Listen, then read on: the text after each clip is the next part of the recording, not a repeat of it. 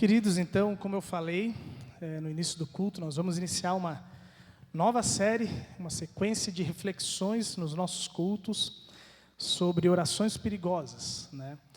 E um dos motivos pelos quais eu decidi usar essa série, baseada nesse livro do Greg Groeschel, é isso aí, né? Esse sobrenome que eu já falei que eu tenho que lembrar aí, depois eu tenho que pedir para a Maria me ajudar, se ela souber falar lá, depois eu mando para ela.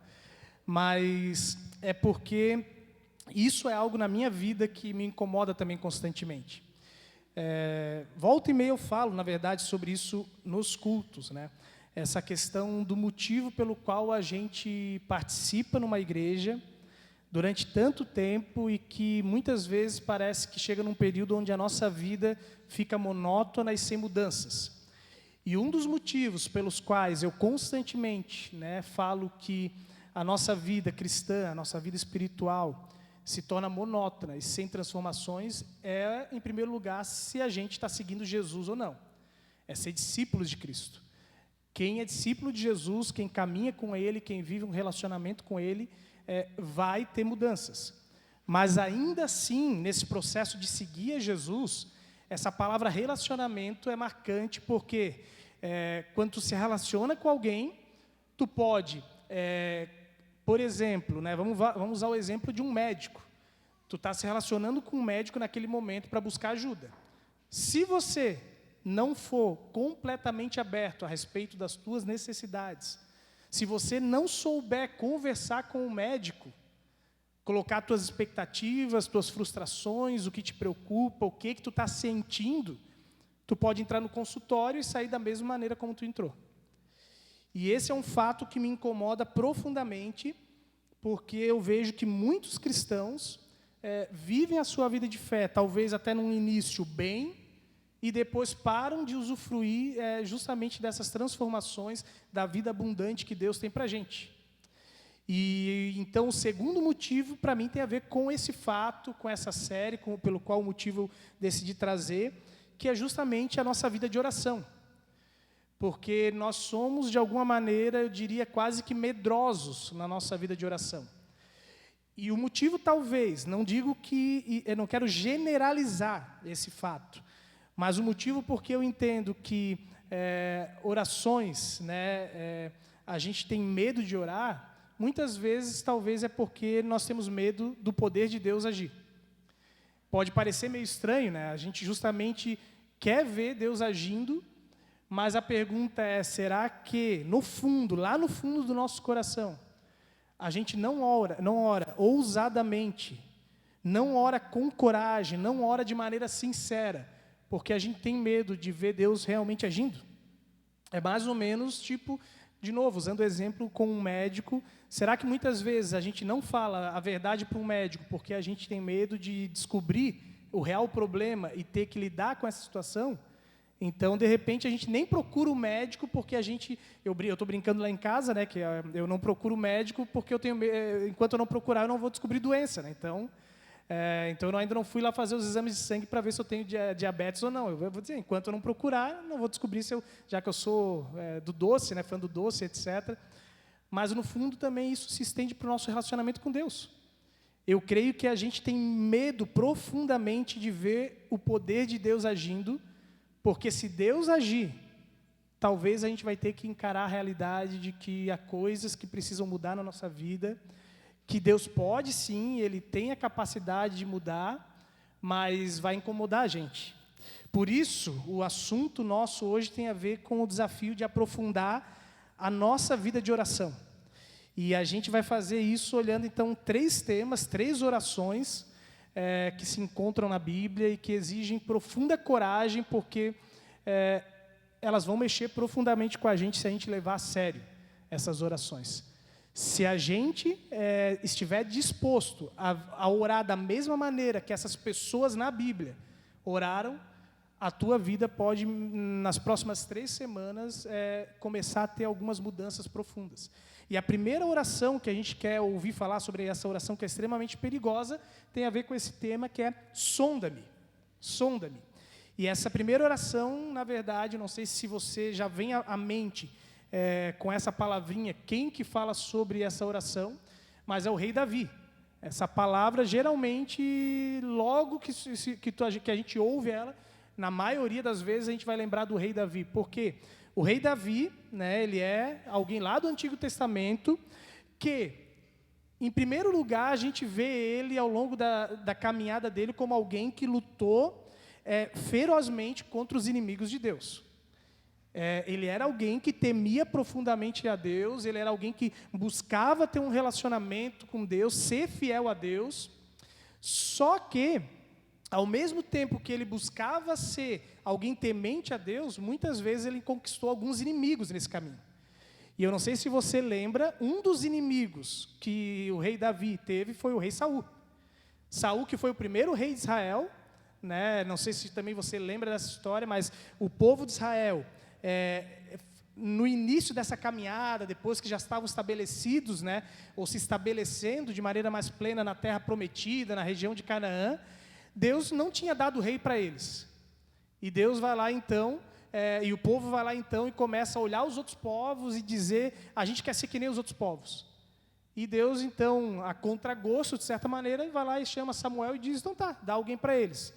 E aí a primeira pessoa que aparece é o rei Saul, que começa bem essa caminhada, mas que, quando ele começa a conhecer Davi, e ele se aproxima de Davi de uma maneira, já tive uma mensagem que eu trabalhei isso aqui também, sobre esse relacionamento de amizade entre Davi e Saul, que é extremamente uma amizade tóxica. Conforme eles vão se relacionando mais profundamente, Saul começa a ficar com ciúme.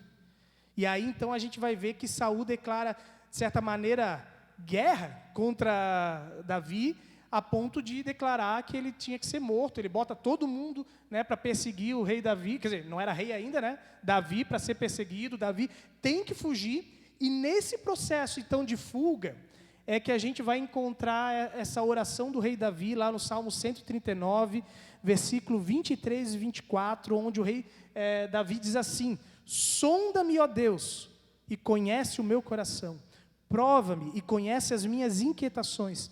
Vê se em minha conduta algo te ofende e dirige-me pelo caminho eterno.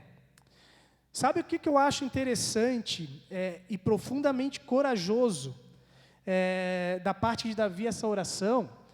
É porque Davi, nesse processo de fuga, ele poderia simplesmente dizer, eu sei que eu estou sendo fiel a Deus, eu sei que eu sou alguém temente a Deus, eu sei que eu não fiz nada contra Saul, mas nesse processo de fuga, num coração humilde que Davi tinha, num coração que justamente foi levado à Bíblia, dizer que ele era um homem segundo o coração de Deus, ele tem a coragem de fazer uma oração profundamente perigosa.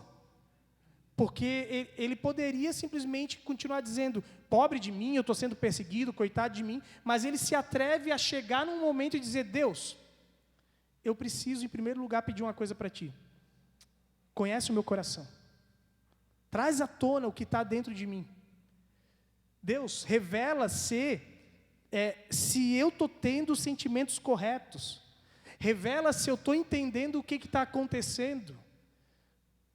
Ele simplesmente poderia ter dito, quem está errado é Saul. Quem está tendo um problema é ele que está louco, ele que está com inveja, com ciúmes, mas ele é humilde a ponto de parar e dizer, eu preciso pedir que Deus sonde o meu coração. Eu preciso pedir que Deus sonde as intenções do meu coração, por que eu estou fazendo o que eu estou fazendo. Será que quando eu estava tocando harpa, lá no palácio, no fundo, será que eu não estava querendo provocar os ciúmes do rei? Será que eu não estava querendo me mostrar melhor do que o rei Saul? Será que quando eu ia para a batalha, será que quando as mulheres lá fizeram hinos, né, músicas me exaltando, será que eu não estava gostando daquilo e eu não dei uma brecha para justamente provocar, de repente tomar o poder? É isso que Saul coloca diante de Deus, e é uma oração extremamente corajosa e perigosa. A oração dele nos ensina em primeiro lugar, será que você realmente sabe quais são as intenções do teu coração? Será que nós conhecemos o que está lá dentro de nós? Porque à primeira vista a gente poderia pensar que a gente conhece o nosso coração. Eu já estou há tanto tempo, né? Eu já sou, de repente, muito velho, já tenho uma caminhada longa, eu já me conheço bem, eu já sei os meus sentimentos, eu sei o que eu considero mais importante, eu tenho um bom coração, eu já aprendi, né, a pensar bem, etc. Acontece que, na realidade, a palavra de Deus vai dizer lá em Jeremias, capítulo 17, versículo 9, que o coração humano é mais enganoso que qualquer coisa e é extremamente perverso. Quem sabe de fato o quanto ele é mau? Então, a gente facilmente se engana, a gente facilmente tenta se convencer de que nós temos bons sentimentos, de que nós temos boas intenções, de que tudo o que a gente faz é com boas intenções. E a gente pode se enganar, e eu não sei se você já ouviu falar. Eu já conheci pessoas assim, já convivi até mesmo com uma pessoa assim, de que conforme tu vai afirmando uma coisa para ti, tu começa a acreditar nas tuas mentiras. Vira doença. A mentira vira doença a ponto de tu ter que se tratar. Não sei se você já conheceu, mas eu já conheci pessoas que inventaram tantas mentiras e afirmaram tantas vezes aquilo, que elas não conseguiam mais desdizer aquilo.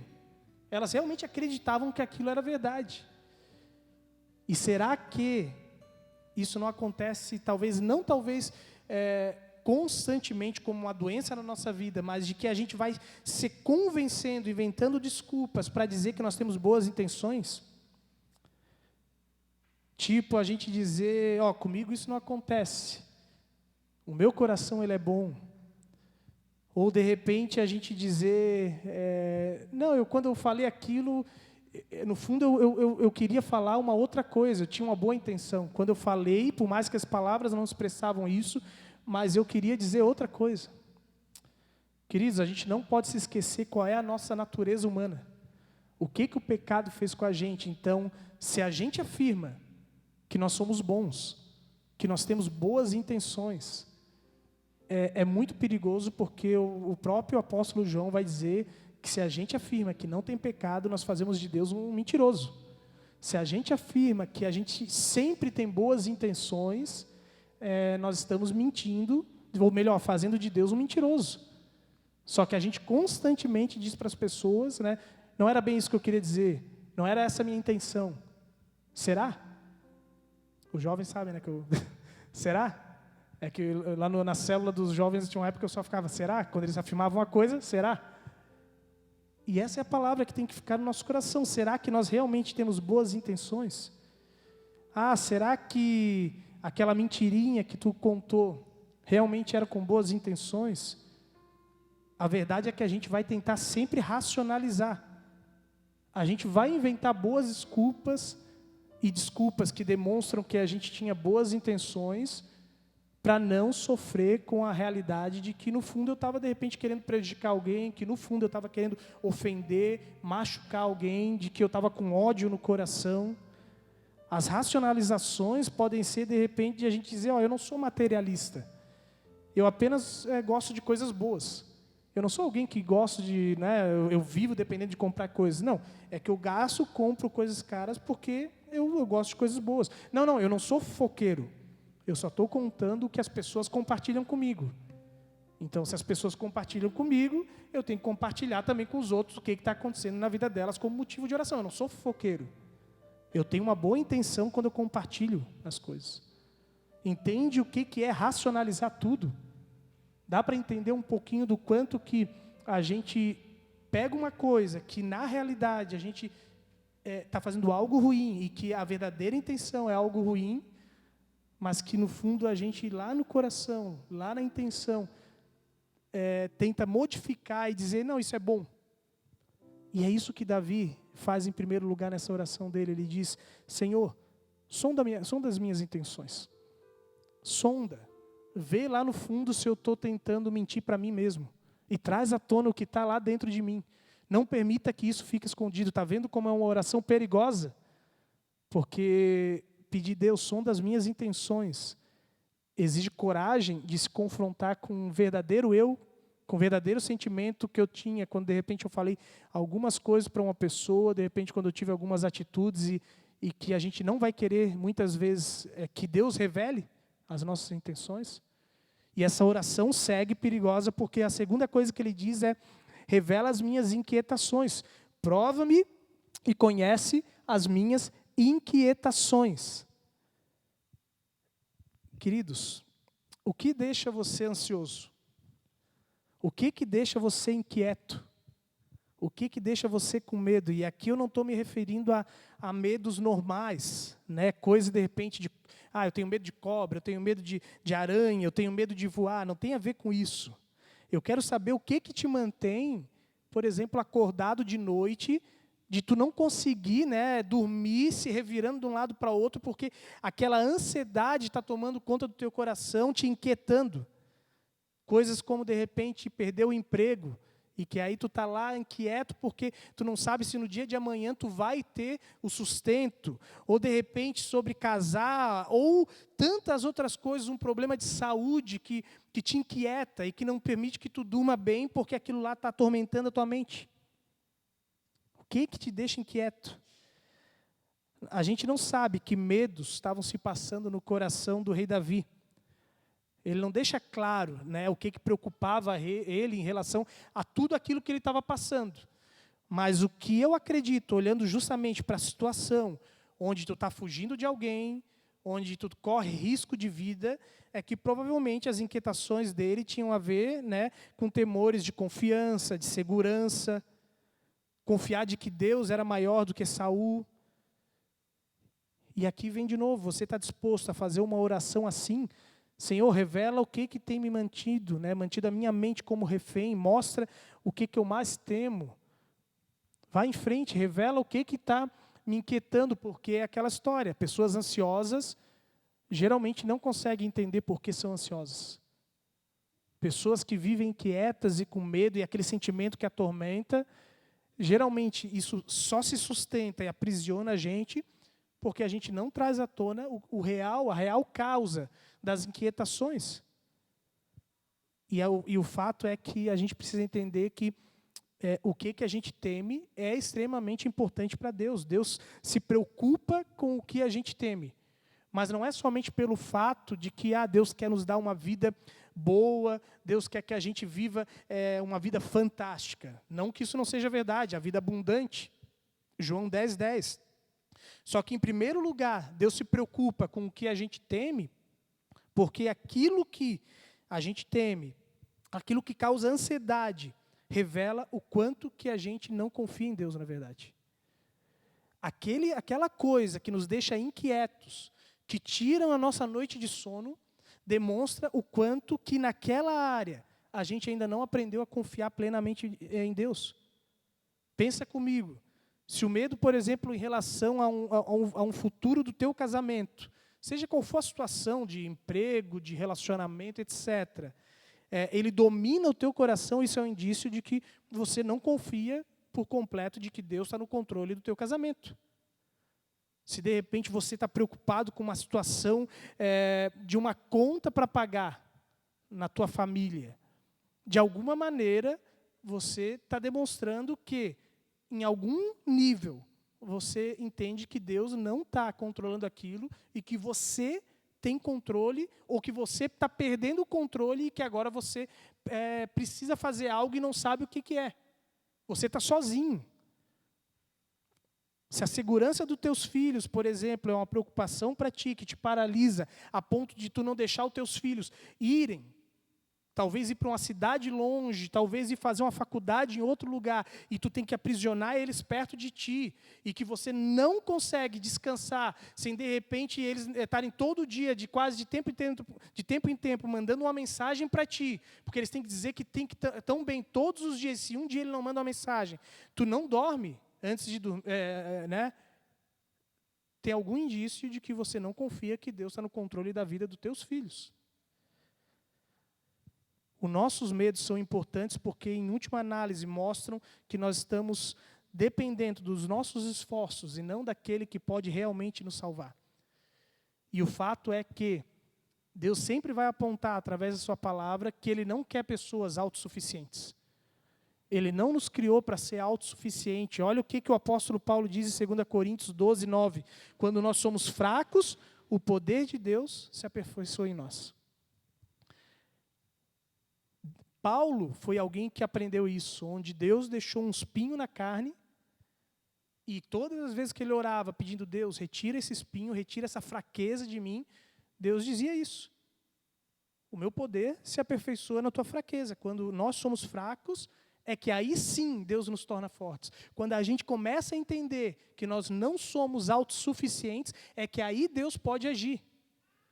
Nesse final de semana, a gente estava nesse retiro dos jovens da paróquia, e o tema foi Águas Profundas, baseado na ideia de um capítulo do profeta Ezequiel, onde lá é dito, né, que Ezequiel teve tipo uma imagem, uma visão, e as águas iam subindo, e a ideia que está nesse capítulo de Ezequiel é das águas que vão subindo, de uma maneira onde Deus vai preenchendo a vida dele, a ponto de ele ter que nadar e não conseguir mais ter forças, controle sobre o que está acontecendo.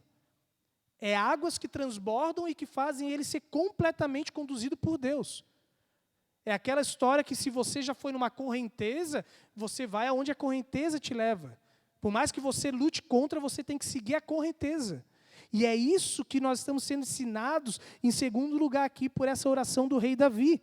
Revela minhas inquietações, revela aquilo que eu estou tentando ter controle, e que tu, Deus, está mostrando que aqui tem uma área que eu preciso aprender a confiar em ti.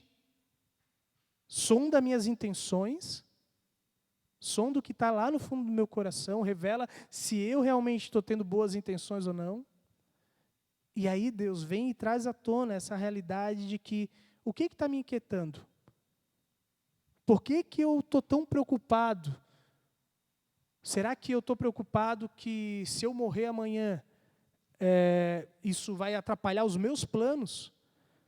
Porque é isso que o rei Davi, de alguma maneira, está pedindo para Deus. Deus, olha, eu estou aqui fugindo e eu quero que agora tu mostre se os meus sentimentos, se aquilo que está me inquietando é algo ruim de novo.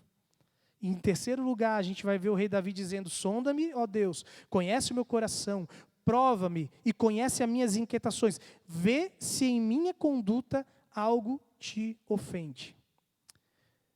Continuando, olha como é profunda e extremamente perigosa a oração, porque a gente está pedindo, Deus, revela as minhas intenções, revela se eu estou sendo sincero, se eu não estou tentando me enganar. Revela, Deus, o que está me inquietando, revela, né, o que está me deixando ansioso e fazendo com que eu não confie em Ti. E aqui Davi ainda é mais corajoso de dizer, Senhor, se eu estou pecando, se tem pecados, traz à tona esses pecados. Se a oração de Davi ainda não te pareceu perigosa o suficiente, eu creio que tem algo de errado para ti na tua vida.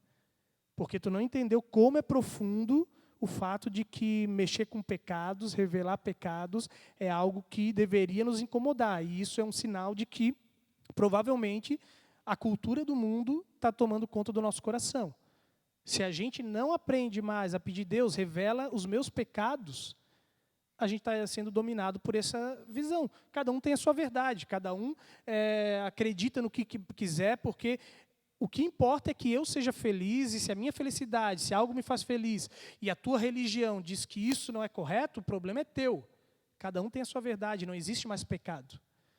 E muitas vezes a gente não ora mais pedindo, Deus, revela os meus pecados. Antigamente, ainda que a gente não faça, mas como antigamente em muitos cultos, ainda hoje em dia algumas igrejas luteranas fazem isso, ter um momento específico de confissão de pecados. A questão não é, tem que ter aquele momento da liturgia do culto para confissão. Mas o fato é, se a gente entra na presença de Deus e não está disposto a reconhecer quem nós somos diante de Deus, que nós continuamos pecando, a gente não entendeu o Evangelho verdadeiramente. Davi foi um homem segundo o coração de Deus, sim, mas ele foi alguém que pecou. E ele pecou também de maneira muito perigosa e provavelmente também inventando desculpas para se convencer de que aquilo não era pecado. Não sei se você lembra da situação da Batseba, né? A história conta que Davi estava lá no palácio dele ele dá sacada, ele olha e vê lá uma mulher muito bonita, e provavelmente ele começou, né, a ter motivos para tentar se convencer de que não era pecado aquilo que ele estava fazendo. Afinal de contas, talvez ele pensou, olha só que mulher bonita, né, sozinha, e o marido dela se dedica tanto para trabalhar, ele nem era obrigado, né, a estar indo no exército, etc. E afinal de contas, eu também estou carente, etc. E começa a inventar desculpas, e vai lá e cede à tentação, e ele não, em nenhum momento, ele reconhece que pecou. É Deus quem tem que vir ao encontro dele, chamando Samuel de novo para alertar, eu quero contar uma historinha para ti, aí o que tu vai fazer? Não, tem que matar. E aí ele vai lá e diz, essa pessoa é tu. Deus está falando sobre ti. Quantas vezes a gente age como Davi, de começar a ter atitudes que a gente não percebe mais como sendo pecado, porque o mundo diz que isso é normal e que está no momento de a gente dizer, Senhor, por favor, revela. Revela aquilo que está dentro de mim, se eu estou pecando. Revela, Deus, se algo na minha conduta, nas minhas atitudes, que eu não percebo mais está te ofendendo. Se isso é pecado.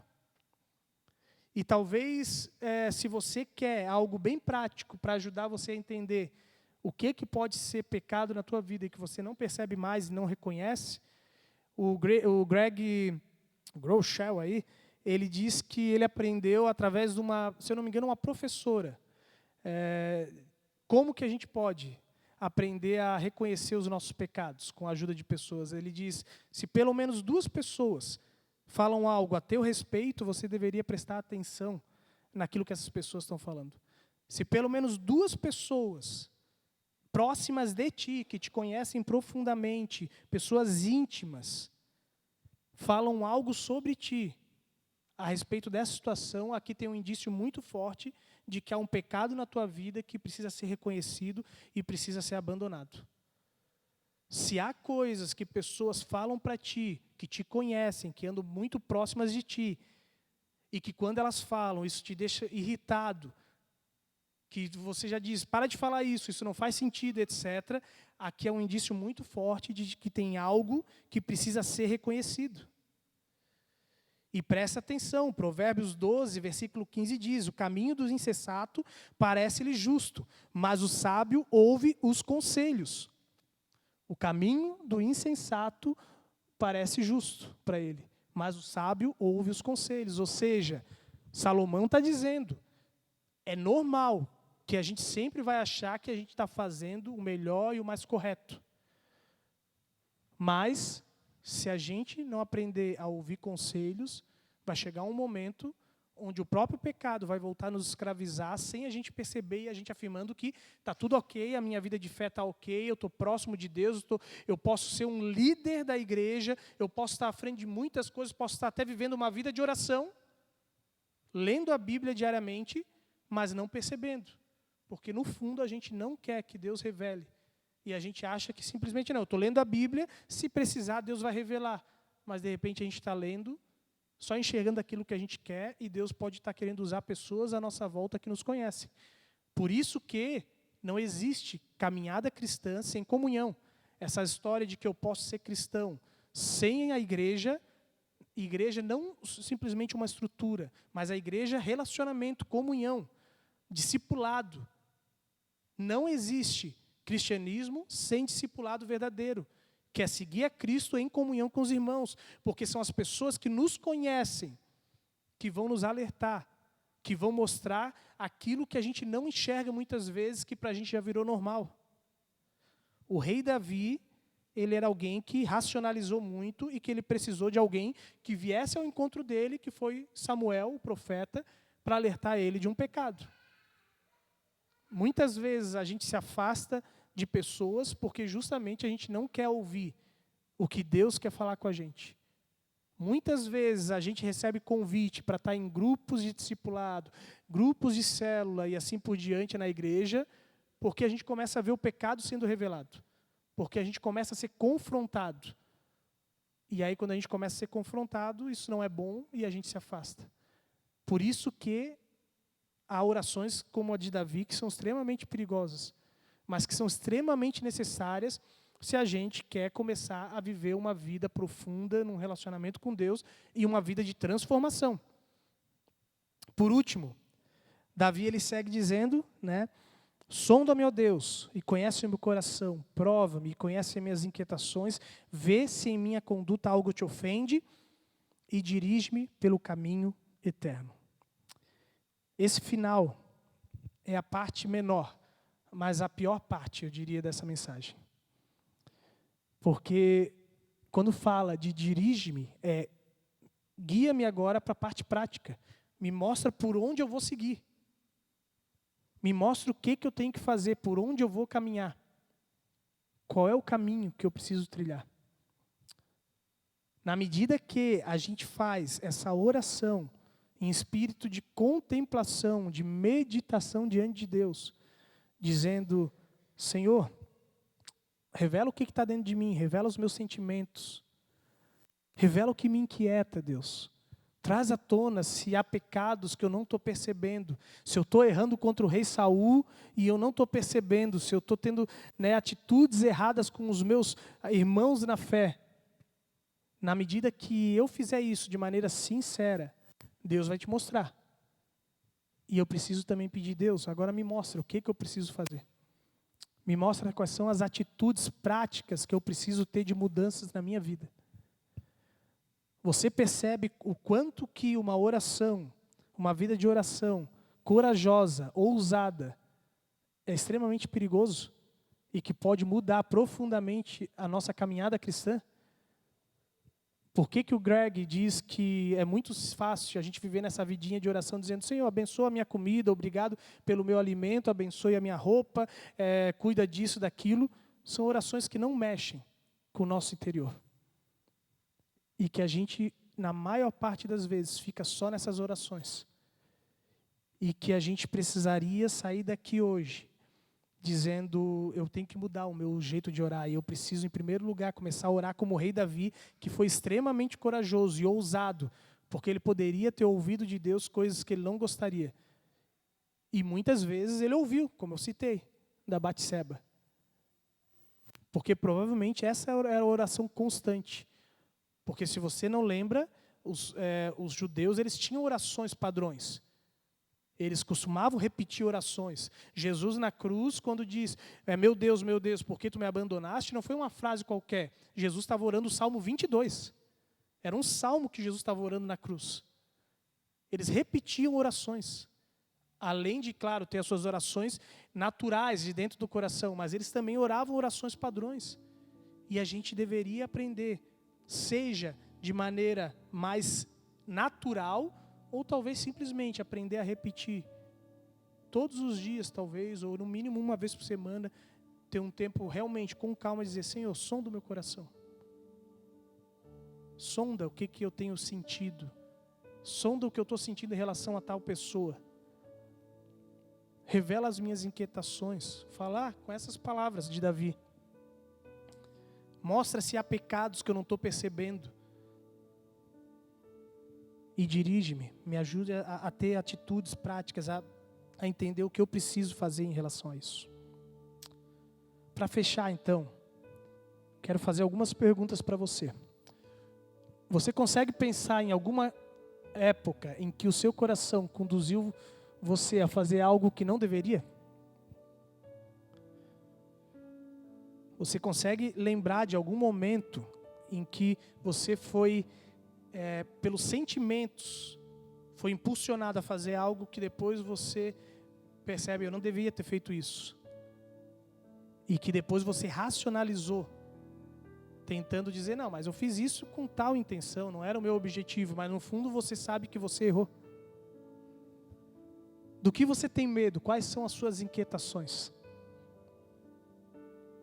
O que tem te inquietado hoje, feito você não dormir direito, feito você se irritar com as pessoas à sua volta, porque você está ansioso, com medo? Existe uma área na sua vida acerca da qual outras pessoas vêm expressando preocupações ou preocupação e você tem se defendido? Há pessoas, pelo menos duas, que têm constantemente alertado você que determinadas atitudes você tem que tomar cuidado, que isso não é legal. E você, não, mas não é bem assim, etc. Talvez seja o momento de você parar de se justificar e ouvir. E o que você fará para mudar isso em sua vida? Eu não sei o que Deus traz à tona, talvez você é muito rápido esse culto, mas o próprio Espírito Santo, ao longo da mensagem, pode ter trazido coisas à tona no teu coração. E que você precisa tirar tempo ao longo da semana para continuar digerindo isso diante de Deus e tendo a coragem, porque você pode sair do culto e simplesmente dizer: eu vou ignorar esse assunto. Eu vou ignorar isso. Ou você pode ter a coragem de fazer essa oração que vai ser perigosa e que pode mexer com muitas estruturas na tua vida, pode trazer muito problema até que as coisas se resolvam, mas que se você quer viver a vida assim abundante que Deus sonha para ti, é necessário você começar ao longo da semana fazer essa oração do Salmo de Davi. Sonda-me, Senhor. Sonda, vê o que está lá dentro. Senhor, revela minhas inquietações. Senhor, vê se tem alguma conduta minha que está te ofendendo e que as pessoas estão falando e eu estou tentando não ouvir elas. E me dê atitudes práticas. Guia-me, dirige-me por meios justos. Faz eu ter atitudes corretas, justas. Baixa tua cabeça. E eu quero te convidar a você ter um tempo em silêncio.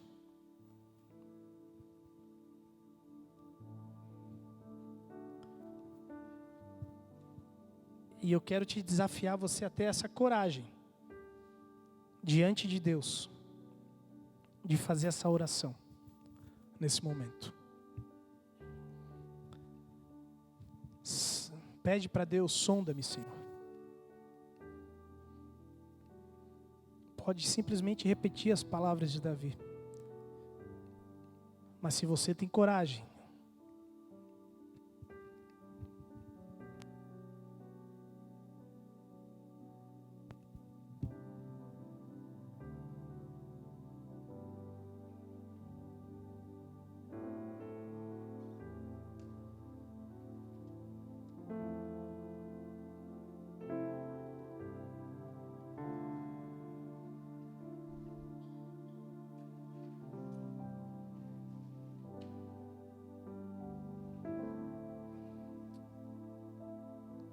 continue em silêncio.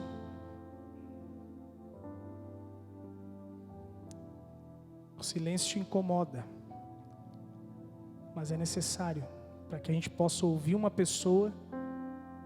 A outra tem que ficar em silêncio. Não há como a gente ouvir alguém, não há como a gente ouvir a Deus se a gente não aprender a ficar em silêncio e permitir que os pensamentos venham à tona. Muitas vezes são esses pensamentos que justamente Deus permite, os sentimentos também que vêm à tona para que Deus possa falar conosco. Deus fala através dos sentimentos, Deus fala através dos nossos pensamentos. E enquanto nós cantarmos essa música, que você continue em espírito de oração, refletindo. E se você quiser cantar essa música como oração, você pode também ir cantando de maneira baixinha.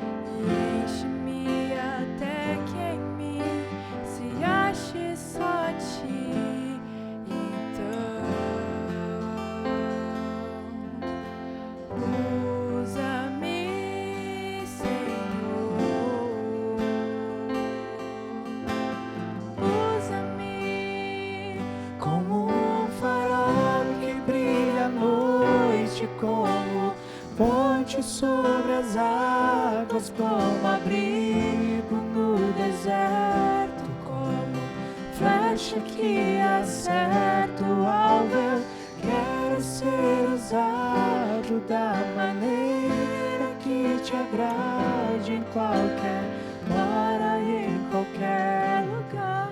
Eis aqui a minha vida, usa-me, Senhor, usa-me.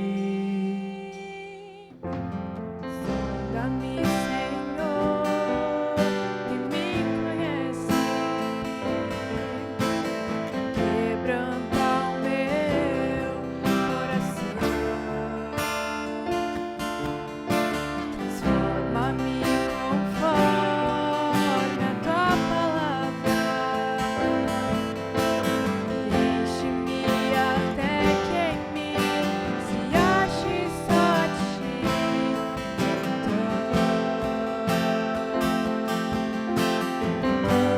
Usa-me, Senhor.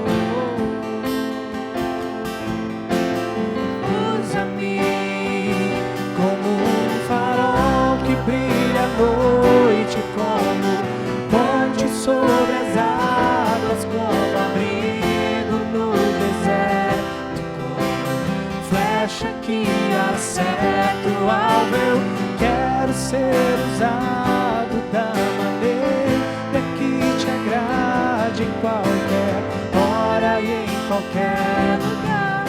Eis aqui a minha vida, usa-me, Senhor, usa-me.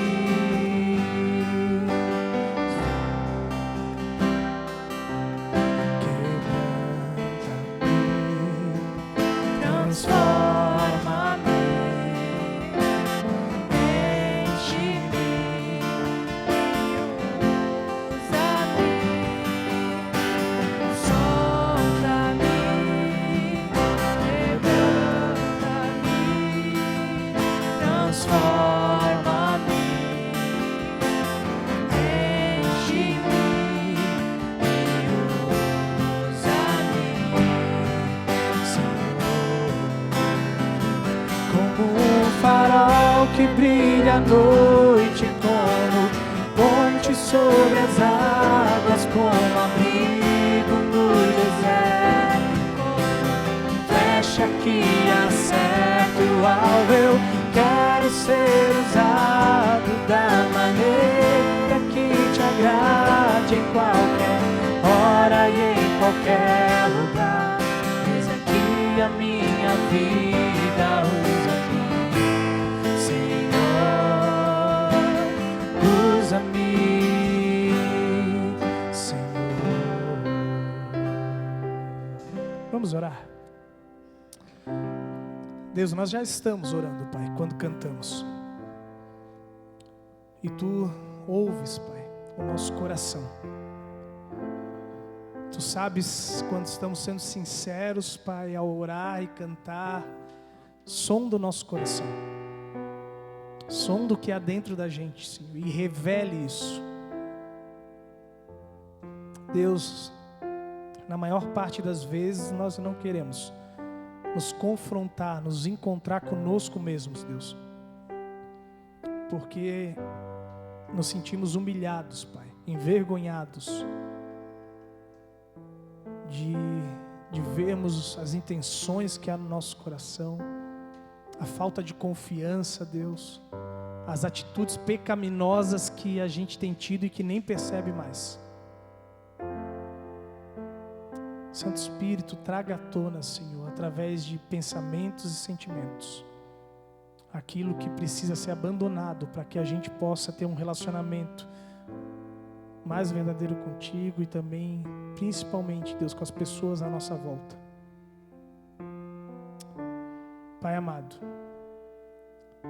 nós te pedimos, Deus, que Tu, Senhor, possa também, acima de tudo, não somente trazer à tona, mas nos dá a coragem de entender o que precisamos fazer, como fazer, Deus, e realizar aquilo que precisa ser feito, nos dirige, nos guia, Senhor, no caminho que nós precisamos começar a trilhar, Senhor, a partir de hoje. E se ainda é necessário, ao longo da semana, repetirmos, Deus, todos os dias, essa oração corajosa de Davi, porque a gente ainda não conseguiu entender. Nos dê essa coragem, Pai, de no nosso quarto, no íntimo, Deus, orar essa mesma oração. Sonda, Senhor, o nosso coração. Vê as nossas inquietações, revela o que nos inquieta. Vê se alguma conduta, revela se alguma conduta nossa tem te ofendido. Para que assim, Senhor, a gente consiga sermos sal, sermos luz, Deus, nesse mundo, fazemos diferença. Nos dê coragem para isso, Senhor. Que o Teu Santo Espírito nos inquiete, não porque Tu se alegra em nos ver entristecidos, mas porque Jesus morreu numa cruz para justamente nos libertar desses sentimentos, dessas inquietações, nos libertar do poder que o pecado tinha sobre as nossas vidas e nos dar essa vida livre. Porque Tu nos amas, Senhor, Tu entregaste o Teu Filho Jesus naquela cruz para que a gente pudesse viver livre desses sentimentos ruins, Deus, dessas atitudes, Deus, que nos afastam das pessoas que nos amamos. Por isso, ainda que seja doloroso esse tratamento, esse conhecimento, Deus, mas traz à tona, Deus, o que precisa ser confessado e que a gente tem evitado confessar. Nos dê essa humildade e essa coragem que o rei Davi, que antes de ser rei já tinha coragem, e que por isso Tu escolheste ele para liderar o Teu povo, e que foi alguém segundo o Teu coração, não porque era perfeito, mas porque tinha essa humildade. E nos ajude a ter essa mesma humildade e coragem dele, Senhor. Em nome de Jesus, o nosso Senhor e Salvador, que nós te pedimos. Amém. Queridos, nós vamos ficar de pé e nos preparando para o fim do culto ainda. Nós queremos levantar nossas ofertas, dízimos e ofertas. A oferta, o Roberto já falou, né? Na semana passada deu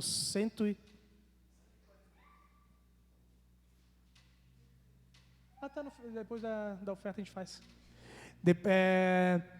Então a oferta semana passada deu 140 e pouco, 142, e a oferta hoje é local. A oferta então é destinada, o presbitério destinou para podermos reformar o banheiro, né, da igreja, poder ali melhorar a qualidade. A gente tem tido muitos bebês, então a gente também quer poder fazer ali como se fosse um fraldário, como é que fala, não sei o nome?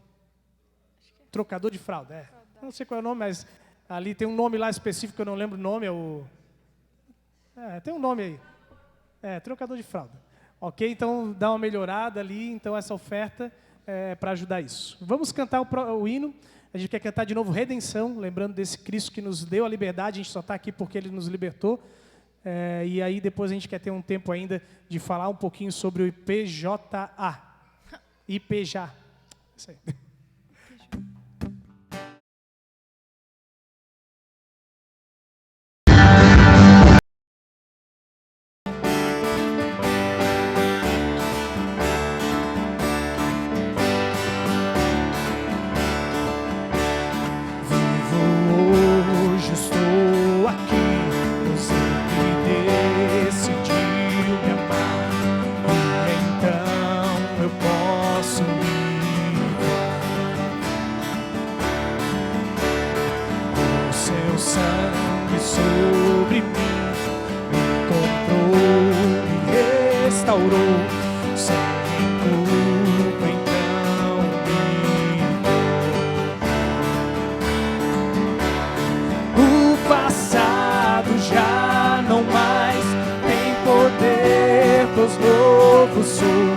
Nele vou viver, posso amar. Toda a morte e o sofrer não me assustarão jamais, pois foi Ele quem venceu em meu lugar. Jesus Cristo, Rei dos Reis, nos trouxe a redenção, a esperança retornou, graça e paz nos revelou.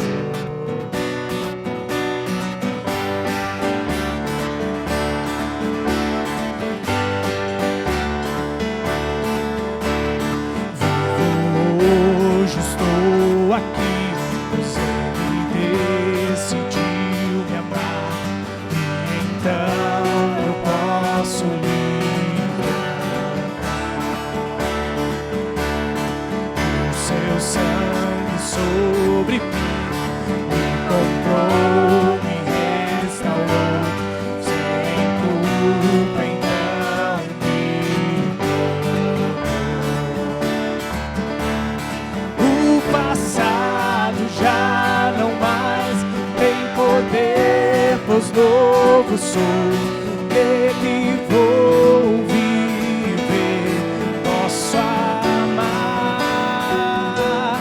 Toda morte e o sofrer não me assustarão jamais, pois foi Ele quem venceu em meu lugar.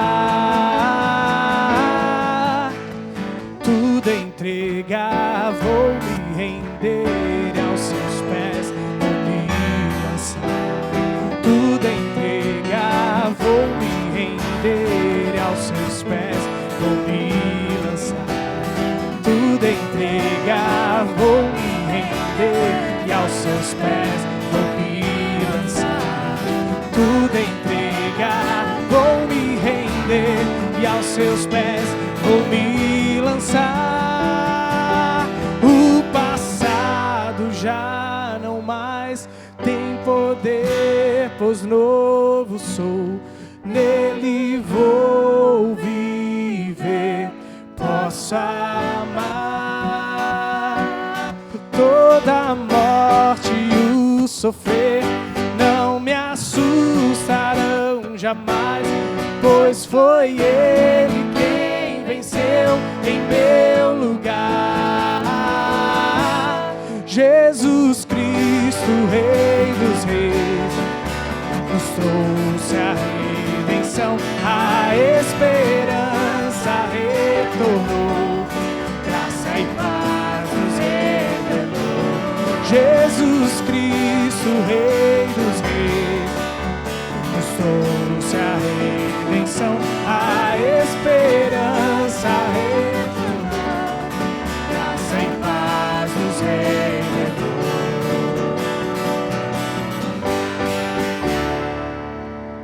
Podemos sentar um minutinho? A gente quer ter um tempo de ouvir brevemente sobre o IPJA. Então, quero convidar os jovens que estiveram no IPJA. IPJA é a mesma coisa. No IPJA, aí no Retiro de